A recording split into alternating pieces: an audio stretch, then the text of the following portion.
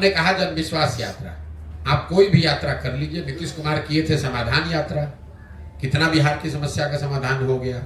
अभी राहुल गांधी कर रहे हैं न्याय यात्रा, कितना बिहार के लोगों को न्याय मिल गया। तो इनके जन विश्वास यात्रा करने से क्या होगा?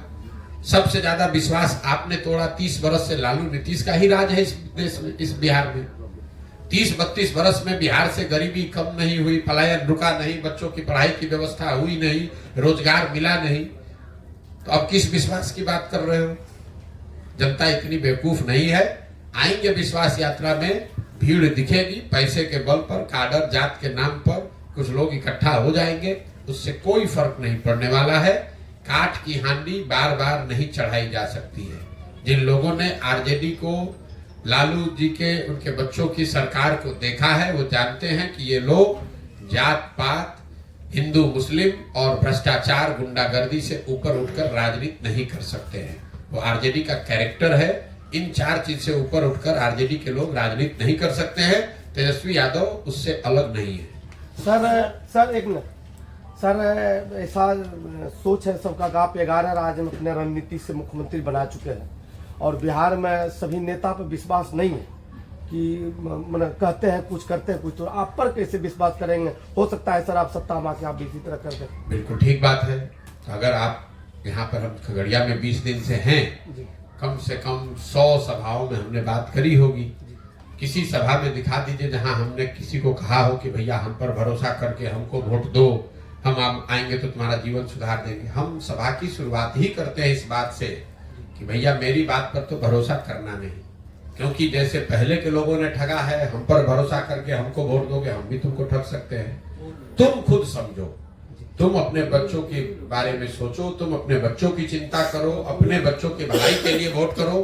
प्रशांत किशोर को जिताने के लिए, लालू जी को हराने के लिए, मोदी जी को प्रधानमंत्री बनाने के लिए, अपने जात का नेता जिताने के लिए, अपना हिंदू मुसलमान करने के लिए तो तुमने जीवन भर वोट दे दिया। पूरे अभियान में हम एक ही पंक्ति बता रहे हैं कि एक बार जीवन में अपने बच्चों के लिए वोट दे दो। देश के लिए नहीं, राज्य के लिए नहीं, जात के लिए नहीं, नेता के लिए नहीं, मोदी, लालू, नीतीश, प्रशांत किशोर के लिए नहीं, वोट एक बार अपने बच्चों के लिए दो। क्योंकि कई लोग कहता है भैया आप तो बात कर रहे हैं कि देश के लिए वोट नहीं दे रहे, तो बहुत खराब बात है। बिल्कुल ठीक बात है, आपको कैमरे पर कह रहा हूं। जो लोग कहते हैं कि देश के लिए वोट दे रहे हैं, अगर आपका बच्चा अनपढ़ है, बेरोजगार है, तो देश कमजोर हो रहा है कि उससे मजबूत हो रहा है? अगर पूरा बिहार का बच्चा अनपढ़ और गरीब है, बेरोजगार है, तो उससे देश मजबूत हो रहा है कि देश कमजोर हो रहा है? देश में प्रति व्यक्ति आए हैं 1,35,000, बिहार में प्रति व्यक्ति आए हैं 34,000 रुपया। अगर बिहार में बच्चों की आमदनी बढ़ेगी, यहाँ रोजगार आएगा, तो उससे देश उससे मजबूत होगा। अगर पूरा बिहार का आदमी गरीब रह जाएगा तो उससे देश भी नीचे आएगा, क्योंकि पूरे देश की 10% आबादी बिहार की है। इसलिए हम कह रहे हैं, डंके की चोट पर कह रहे हैं कि बिहार के लोगों के लिए समय है जब देश, राज्य, विचारधारा, जाति, नेता सबको छोड़कर एक बार अपने बच्चों की चिंता कीजिए।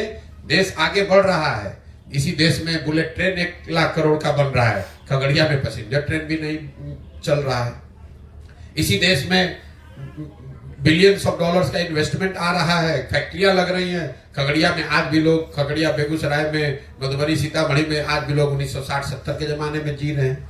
आज भी आपके हमारे बच्चों को मजदूरी करने के लिए कर्नाटक, बंगलोर, तमिलनाडु, गुजरात, महाराष्ट्र जाना पड़ रहा है।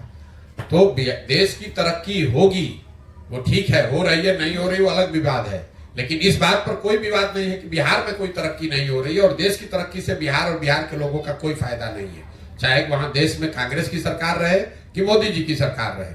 बिहार के बच्चों के लिए पढ़ाई, रोजगार न पहले था न अब है। इसलिए आपको, हमको पहले अपने बच्चों की चिंता करनी है। जो व्यक्ति अपने बच्चों की चिंता नहीं कर सकता है, वो समाज, राज्य, देश की चिंता क्या करेगा?